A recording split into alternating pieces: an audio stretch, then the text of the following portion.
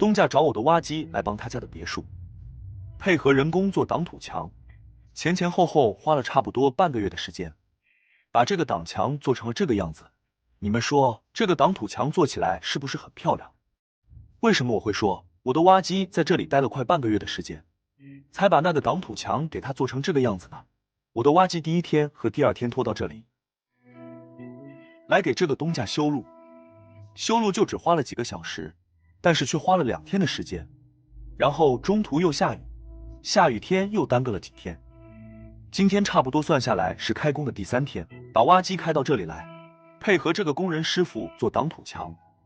我只需要用挖机来帮他运送石头，还有搅拌混凝土砂浆，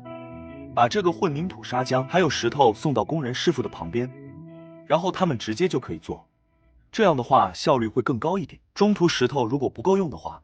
东家就叫这个大货车把石头给他拉过来。这个东家呢，想要把他家的院子给他加宽一点，想要加宽他家的院子呢，这下面的这条路就要占掉一半。占掉下面这条路呢，上面又有另外的人家户，所以他就必须得把这个路面给它加宽，把路往边上给它移2米，这样的话才不会影响后面的那户人家正常通行。刚好下面这块土地呢，就是请我干活的这户东家他家的土地，所以说施工的话也会变得容易的许多。这些做挡墙的师傅把挡墙做高一点，起来之后我就在旁边挖泥巴，把这个挡墙内部的空度给它填起来。水泥砂浆不够，我就用我的挖机去一包一包的水泥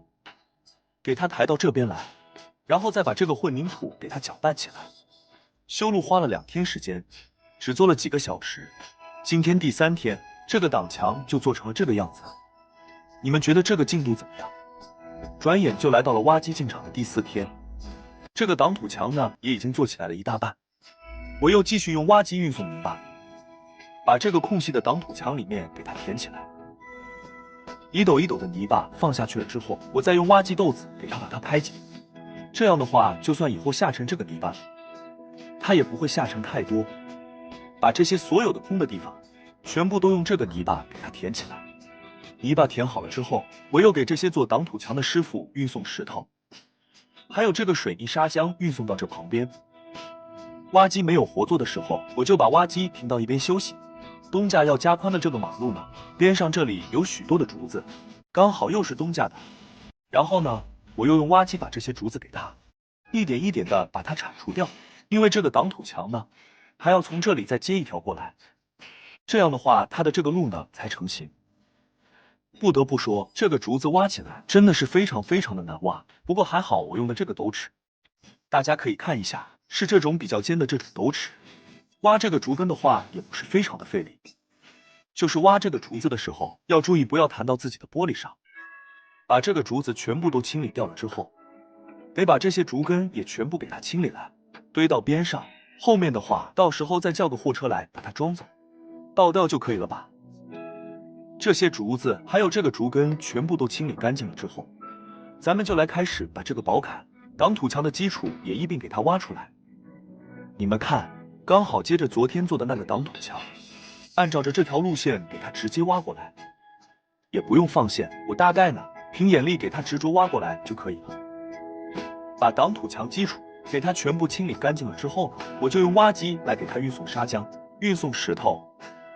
这些做挡土墙的师傅就直接开始把这个挡土墙给它做起来。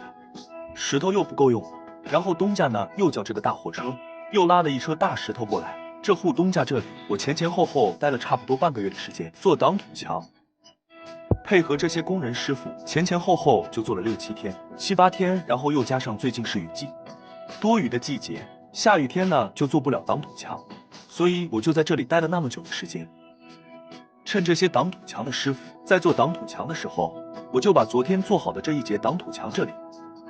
用这个泥巴全部给它回填，然后再用挖斗给它拍紧，这样的话以后不会下沉太多。新做好的这个挡土墙呢，该回填泥巴的咱们也得给它回填，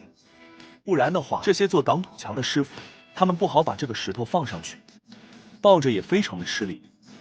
泥巴回填好了，咱们又继续把这个石头给它放到边上。